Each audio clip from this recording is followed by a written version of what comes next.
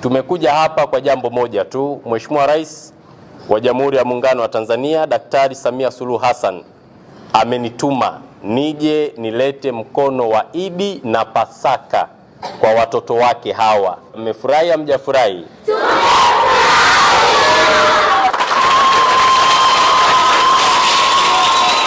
Lakini muwalee watoto katika maadili mema ili waje kuitumikia nchi yao.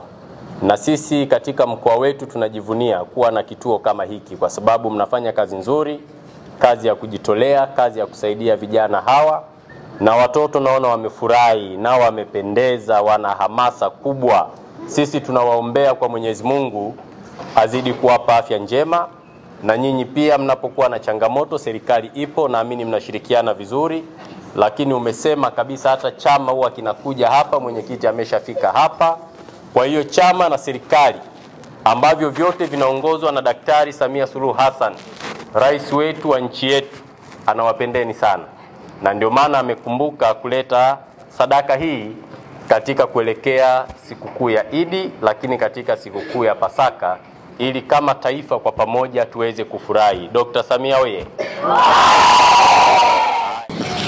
Asante sana kwa rais wetu, mama yetu Daktari Samia Suluhu Hassan kwa zawadi hizi, na si mara ya kwanza. Kwa kweli anatukumbuka sana familia ya Bethany. This is the third time ameshatuletea zawadi hizi, na sisi kwa kweli tunafurahia sana sana sana. Kwa majina naitwa Dorika Bona Francis, nasoma kidato cha 4. Kwa niaba ya familia yetu The Bethany Family, tunapenda kumshukuru rais wetu Mama Dr. Samia Suluhu Hassan kwa zawadi zote hizi, na hata msafara wetu wa mkuu wa mkoa tunatoa shukrani zetu za dhati. Tunaomba Mungu awalinde mkiwa mnaondoka kurudi majumbani kwenu, popote mlipotoa akawazidishie, na pia mfikishie salamu zetu Mama Samia kwamba tunampenda na tumeshukuru kwa alichotuletea na maendeleo anayoleta katika nchi yetu.